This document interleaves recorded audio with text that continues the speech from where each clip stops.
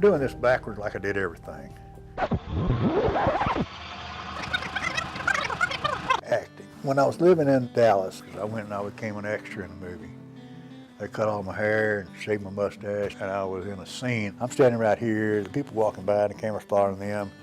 You could see either side of me for half a millisecond, maybe. And they paid me like $60 or something like that. So that was my first introduction to acting. And then somehow I ended up getting cast in a movie with Dennis Quaid and Gerard Butler. I think I had filled out some kind of a casting agent form online, and they called me in as an extra. Went in, did the movie. They got a great shot of the back of my head. Gerard Butler standing here, Dennis Quaid standing here, somebody else was there, we were all laughing. And I think I got another $68 a day for that. Long day, standing around waiting and waiting and waiting and waiting and waiting. So anyway, I get here and I'm retired. My girlfriend said I needed to get a hobby. And I saw a thing, they were looking for actors. I'm like, So I contacted the person, Tori Rice, and she said, come on down for an audition. So I went down for an audition, and she gave me a part. So I played an old grandfather that actually got to die in the movie. My first movie, my first death. And that was great. So then I saw the cinematography group for Stephen F. Austin. And then my third film was with Morris. I played a homeless guy. I looked the part a lot, really well sometimes. Very patient.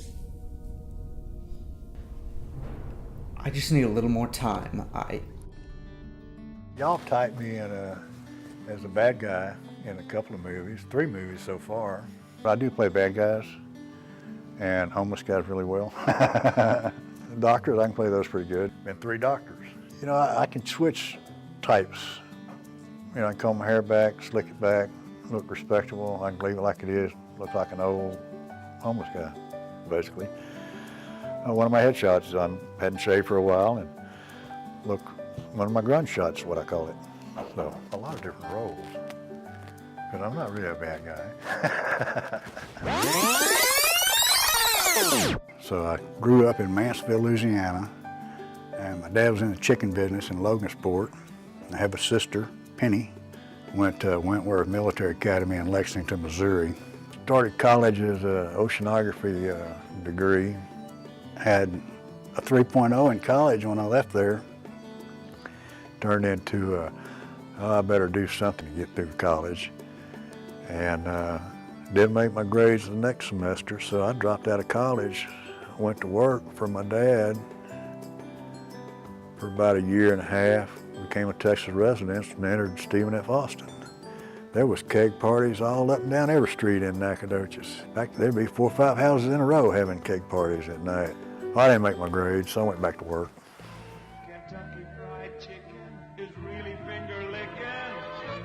Good chicken. I'm sitting there putting coconut and cherries on a fruit salad for Kentucky Fried Chicken and lining up the Colonel's face with the side of the bucket, and all my friends was out working in the oil field, working 6 months a year, making more money than I was. So I loaded up and headed off to Houma, Louisiana, and went offshore. And then from there on, just worked different jobs in the oil field. Got into doing geology for about 15 to 20 years, called a mudlogger. It's one step below the rig dog out there. So they had more status than the mudlogger.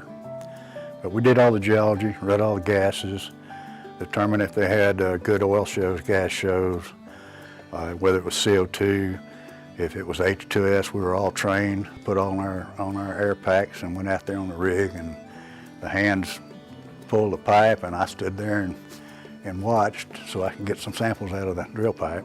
So that was the oil field. It died,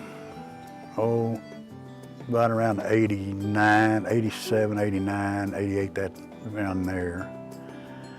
And I bought a greenhouse operation called Buxton Land of Flowers.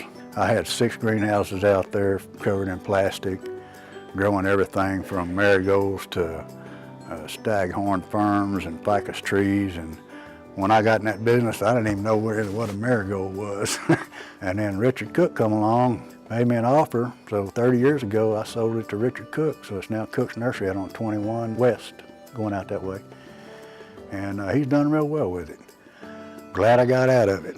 It's worse than growing baby chickens. Eventually, my girlfriend at the time had a friend, and it was her boyfriend, and he worked for MCI doing fiber optics. God, I spliced fiber from Miami all the way to New York, Chicago, from Chicago to LA, back to Houston, and all the way to Jacksonville, Florida.